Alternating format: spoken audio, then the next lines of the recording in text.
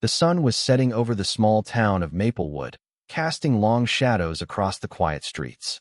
Alex Martinez, a 28-year-old mechanic, was finishing up his shift at the local auto repair shop. His hands were greasy, his overalls stained with oil, and his mind was already drifting to the cold beer waiting for him at home. As he wiped his hands on a rag, his phone buzzed on the counter. He glanced at the screen and frowned. It was his sister, Maria. Maria never called during work hours unless it was important. Alex felt a knot tighten in his stomach as he answered the call. "Maria? What's up?" he asked, trying to keep his voice steady. "Alex." Maria's voice was trembling, and she sounded like she was on the verge of tears. "It's about Dad's house. They sold it." Alex's breath caught in his throat. "What? Who sold it?" "The HOA," Maria whispered. "They put it up for auction. They said Dad violated some rules, and they foreclosed on the property." Alex's mind raced. His father, a retired Marine, had been deployed overseas as a contractor for the past 8 months. Before he left, he had made sure everything was in order. The mortgage payments were automated, the bills were paid, and Alex had power of attorney over the property in case anything happened. There was no way the house could be foreclosed. "Maria, this doesn't make any sense," Alex said, his voice rising. "Dad didn't owe them anything. This has to be a mistake." "It's not a mistake, Alex," Maria said, her voice breaking. "They said he violated some HOA rules, and they foreclosed on the house. They sold it at auction last week." Alex's hands clenched into fists. "I'm coming over. Don't let anyone touch anything until I get there." He hung up the phone, grabbed his keys, and bolted out the door. His mind was a whirlwind of anger and confusion as he drove across town to his father's house. By the time he pulled into the driveway, his knuckles were white from gripping the steering wheel so tightly. But nothing could have prepared him for what he saw. A moving truck was parked in the driveway, and men were carrying out his father's furniture, dumping it into the back like it was junk. His father's couch, his TV, his military plaques, everything was being hauled away. And standing on the porch, clipboard in hand, was a woman Alex recognized all too well, Linda Harper, the president of the Maplewood Homeowners Association. Alex had dealt with Linda before. She was a power-hungry bureaucrat who loved to throw her weight around. The last time they had crossed paths was when she tried to fine his father for having an unauthorized shade of blue on his front door. But this was beyond anything she had done before. Alex slammed his truck door shut and stormed toward the porch, rage rolling off him in waves. "Who the hell gave you the right to do this?" he demanded, his voice low and dangerous. Linda turned to him, her expression shifting from bored indifference to mock surprise. "Mr. Martinez," she said with a smile that didn't reach her eyes. "I was wondering when you'd show up." Alex barely kept himself from lunging at her. "What the hell is going on?" Linda glanced down at her clipboard, as if bored with the entire conversation. "This property was auctioned off last week due to unpaid HOA fees." Alex's vision blurred at the edges. "Unpaid fees? My father's mortgage is paid. He owes you nothing." Linda let out a long, exaggerated sigh, as if she were explaining something to a toddler.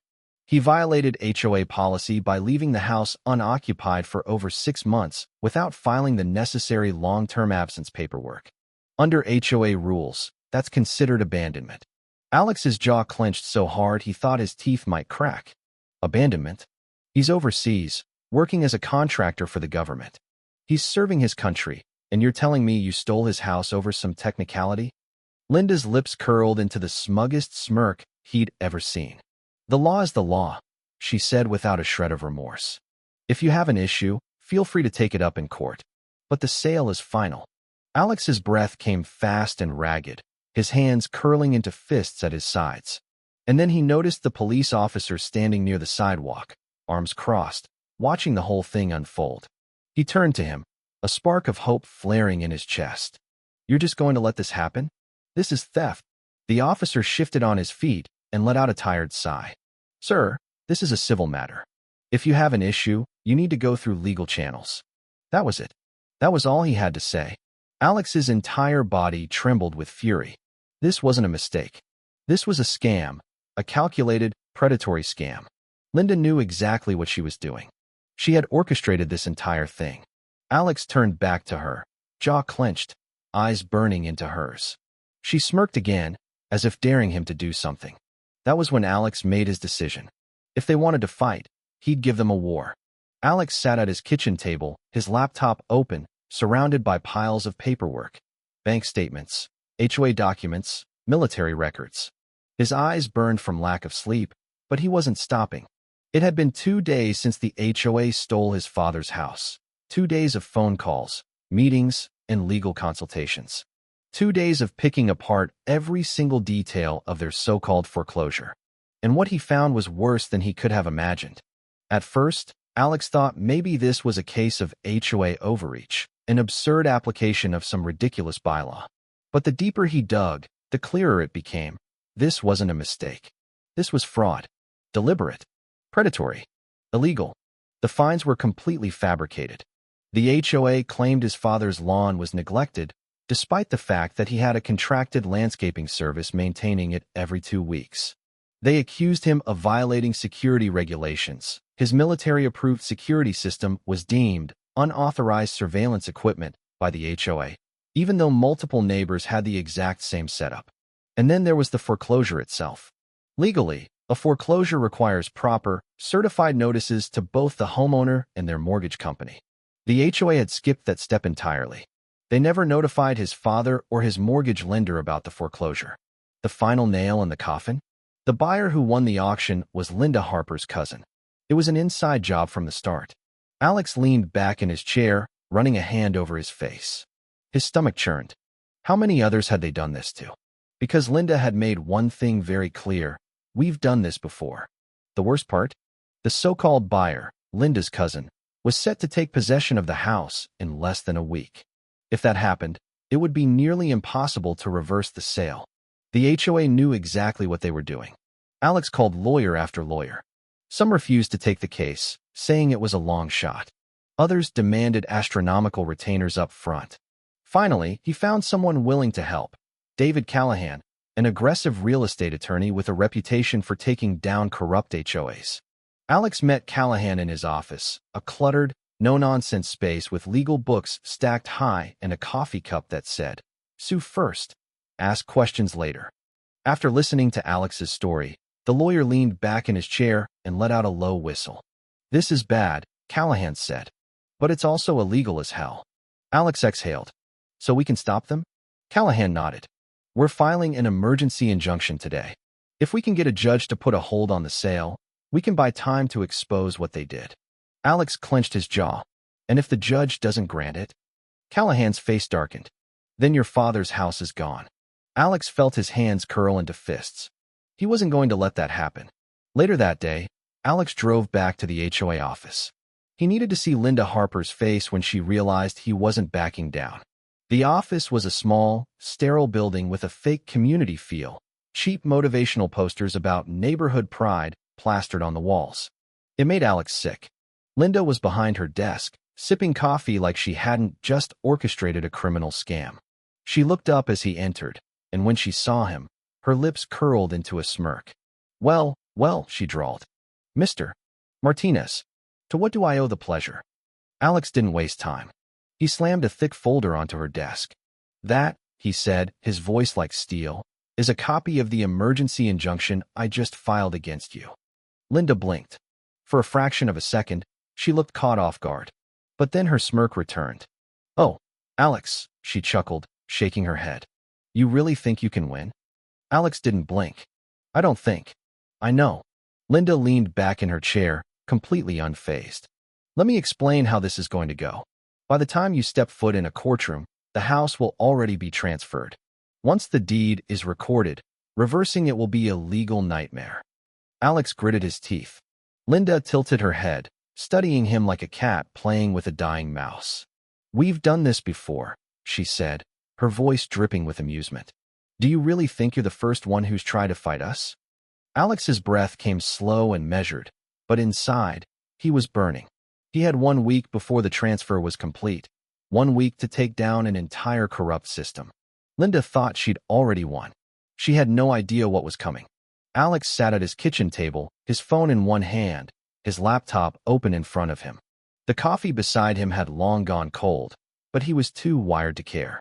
The emergency injunction had bought him time, but he needed firepower, and not just legal firepower. Linda had been too confident. "We've done this before." That meant there were other victims. And if there was one thing Alex knew, it was that HOAs thrived on silence.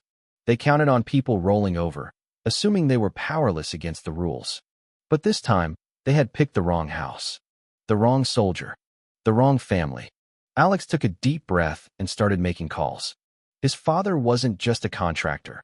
He was a retired Marine with over 2 decades of service, multiple deployments, and a reputation for taking care of his own. His name meant something in the military community. Alex knew that if there was one thing America didn't tolerate, it was screwing over a veteran.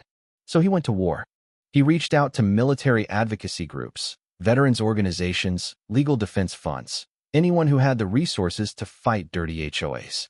Then he contacted reporters, not just local news, but national outlets. The kind that loved exposing corruption and government overreach. Within 48 hours, the story exploded.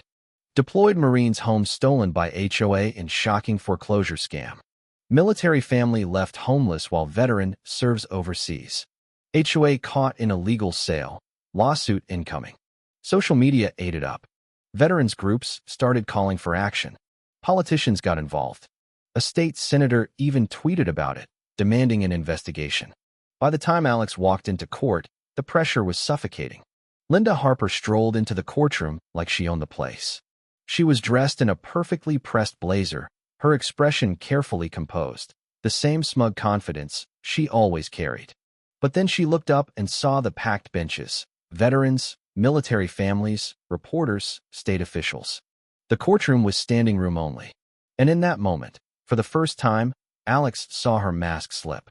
The judge entered, a no-nonsense federal judge who looked deeply unimpressed as he took his seat. "Let's get this started," he said. "Mr. Martinez, your motion." Alex's lawyer, Callahan, stood. "Your Honor, we have evidence that the HOA in question, specifically its president, Linda Harper, illegally foreclosed on a deployed veteran's home in violation of the Service Members Civil Relief Act." The judge's eyes snapped to Linda. "Is this true?" Her lawyer, a slick-looking man in a too-expensive suit, stood up. "Your Honor, the auction was conducted in full accordance with state law. The HOA has every right to enforce its bylaws." The judge held up a hand, shutting him down immediately. The Service Members Civil Relief Act supersedes state law when it comes to active-duty military personnel. Your client's auction was illegal. The foreclosure is null and void. Linda went rigid. Alex felt his heart hammering as the judge turned to Linda directly. "Additionally, given the overwhelming evidence of fraud and misconduct, I am ordering a full investigation into this HOA's practices." Linda's face drained of color. Her lawyer stammered, "Your Honor, if I may." "No, you may not." The judge's voice was sharp. "This court does not tolerate organizations that prey on military families. This HOA's actions were predatory and unlawful. Not only is the sale void, but I will personally ensure this case is referred to the appropriate federal authorities." Linda's composure cracked. She shot up from her seat, panic creeping into her voice. "Your Honor, the auction was legal under state law." The judge's gavel slammed down.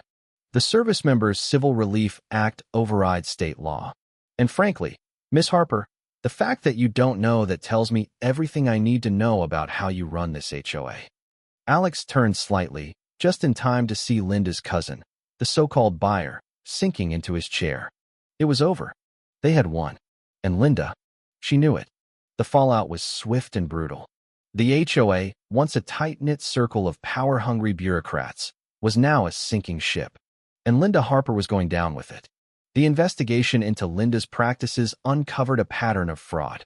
She had done this to other homeowners, using bogus fines and backdoor auctions to seize properties and sell them to friends and relatives. But this time, she had targeted the wrong person. With the judge's ruling and the media frenzy, Linda was forced to resign. Lawsuits flooded in. Her assets were frozen, and she faced multiple charges of illegal foreclosure and fraud. Her once pristine reputation was now in ruins. Her own house, the one she ruled over with an iron fist, was suddenly up for sale. And just like that, Linda Harper disappeared. Without its ruthless leader, the entire HOA board was removed. Investigations revealed that they had stolen thousands from homeowners, funding luxury perks for themselves. The fines were voided, the fraudulent sales overturned, and the lawsuits kept piling up.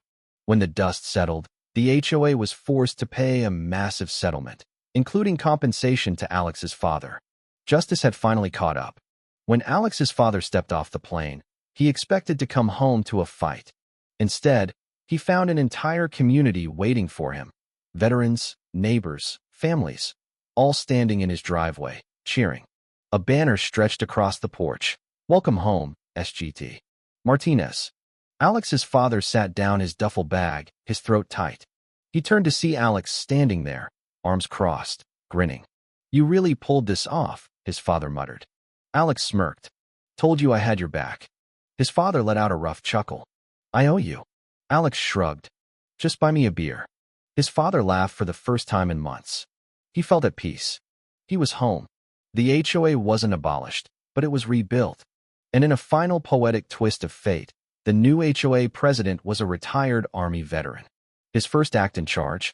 A new rule. Never again shall an HOA have the power to foreclose on a service member's home. Linda Harper had tried to take everything from Alex's father. Instead, she had rewritten the rules in his favor. And this time, justice actually won. The victory over the corrupt HOA had brought a sense of relief to Maplewood, but it also left a lingering unease. The town had been shaken to its core, and while the new HOA board was making strides to rebuild trust, the scars of the past were still fresh. Alex Martinez and his father, Sergeant Miguel Martinez, had become symbols of resilience, but their fight had also exposed a darker underbelly of corruption that extended beyond their small town. One evening, as Alex sat on the porch with his father, the two men discussed what had happened. The media attention had died down, but the story had sparked a nationwide conversation about the power of HOAs and the need for reform. "You know," Miguel said, taking a sip of his beer, "this isn't just about us anymore. What happened here? It's happening everywhere. People are waking up to the fact that these HOAs can be just as corrupt as any big corporation." Alex nodded, his eyes fixed on the horizon. "Yeah, but what can we do about it?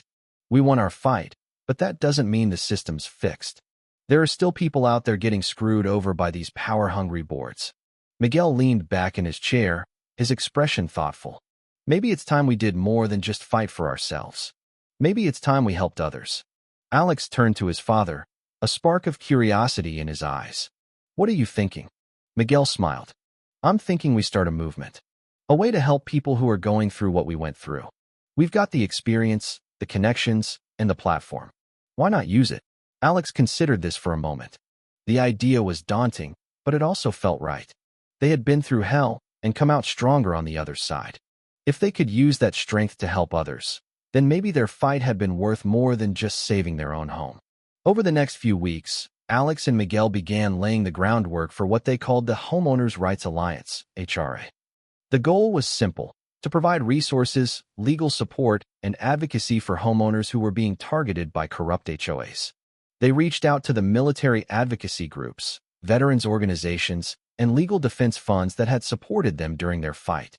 They also connected with journalists and activists who had covered their story, building a network of allies who were passionate about fighting for justice. The response was overwhelming. Within a month, the HRA had received hundreds of emails and calls from homeowners across the country who were facing similar battles. Some had lost their homes to fraudulent foreclosures, while others were being harassed with bogus fines and arbitrary rules. Each story was a reminder of how widespread the problem was and how much work needed to be done. One of the first cases the HRA took on was that of a single mother in Texas named Sarah Collins. Sarah had been fighting her HOA for over a year after they foreclosed on her home for unpaid fines she claimed she never received. Like Alex and Miguel, Sarah had been targeted by a power-hungry HOA president who seemed to have no regard for the law. Alex and Miguel flew to Texas to meet with Sarah and her legal team. They spent days reviewing her case, gathering evidence, and preparing for what they knew would be a tough battle. But they also knew that if they could win this case, it would send a powerful message to other HOAs across the country. The courtroom in Austin, Texas, was packed on the day of the hearing. Sarah Collins sat nervously beside Alex and Miguel, her hands clasped tightly in her lap. Across the room, the HOA president, a smug man named Richard Grayson, sat with his lawyer, looking as confident as ever. But Alex and Miguel had done their homework. They had uncovered a pattern of corruption within the HOA, including evidence that Richard had been using his position to enrich himself and his friends. They had also found that Sarah had never been properly notified of the fines or the foreclosure, a clear violation of the law. As the hearing began, Alex and Miguel's lawyer presented their case with precision and passion. They laid out the evidence, piece by piece, showing how the HOA had systematically targeted Sarah and other homeowners. They also invoked the Service Members Civil Relief Act, arguing that Sarah, as a single mother with a son serving in the military, deserved the same protections as any active duty service member. The judge, a no-nonsense woman with a reputation for fairness, listened intently. When it was Richard Grayson's turn to speak, he tried to defend his actions, but the evidence against him was overwhelming. The judge didn't take long to make her decision. This court finds that the foreclosure on Sarah Collins' home was illegal, she declared. The HOA failed to follow proper procedures, and the evidence of misconduct is clear. The foreclosure is null and void, and I am ordering a full investigation into the practices of this HOA. Sarah burst into tears, hugging Alex and Miguel as the courtroom erupted into applause. It was a moment of triumph, but it was also just the beginning. The victory in Texas was a turning point for the HRA. News of the case spread quickly, and soon, Alex and Miguel were inundated with requests for help from homeowners across the country. They began traveling from state to state, taking on case after case, each one a reminder of how broken the system was. But they weren't alone. The HRA had grown into a nationwide movement, with volunteers, lawyers, and activists joining the fight. Together, they were able to take on some of the most powerful HOAs in the country, exposing corruption and winning justice for homeowners who had been wronged. One of their biggest victories came in Florida, where they took on an HOA that had been targeting elderly homeowners with bogus fines and foreclosures. The case drew national attention, and when the HRA won, it sparked a wave of reforms across the state. But not every case was a victory. There were setbacks and disappointments, moments when the weight of the fight felt overwhelming. But through it all, Alex and Miguel remained determined. They knew that every case they took on, every victory they won, was a step toward changing the system. Years passed, and the HRA became a powerful force for change. Alex and Miguel's story had inspired countless others to stand up against corruption, and the movement they had started had grown far beyond what they had ever imagined. One evening, as they sat on the porch of their home in Maplewood, Alex turned to his father with a smile. "You know, Dad, I never thought we'd be here. I never thought we'd be able to make a difference like this." Miguel nodded, his eyes filled with pride. "We did it, son. We fought for what was right, and we made a difference. That's all anyone can ask for." As the sun set over Maplewood, the two men sat in silence, knowing that their fight had been worth it. They had not only saved their home, but had also helped countless others do the same. And in doing so, they had created a legacy that would last for generations. Epilogue: the future. The fight for homeowners' rights was far from over, but thanks to Alex and Miguel, the tide was turning. The HRA continued to grow, taking on new cases and pushing for reforms at the state and federal levels. And as more and more people joined the movement, the power of corrupt HOAs began to wane. In Maplewood, the new HOA board, led by the retired Army veteran, had become a model for how HOAs should operate. They focused on building a sense of community rather than enforcing arbitrary rules, and they worked to ensure that no one would ever have to go through what Alex and Miguel had endured. As for Alex and Miguel, they continued to fight for what was right, knowing that their work was far from done. But they also took time to enjoy the peace they had fought so hard to achieve. They spent their evenings on the porch, sharing stories and laughter, knowing that no matter what challenges lay ahead, they would face them together. Because in the end, home wasn't just a house. It was the people you fought for, the battles you won, and the love that kept you going. And in Maplewood, that love was stronger than ever. Thank you for taking the time to listen to today's story on Store of Good Stories. If this story touched your heart or made you think, don't forget to hit like and share the video to spread this positive message to more people. And if this is your first time here, make sure to subscribe and turn on the notification bell so you won't miss any of the meaningful stories we share every week. Your support is the biggest motivation for Store of Good Stories to keep bringing heartfelt and valuable stories to you. See you in the next video.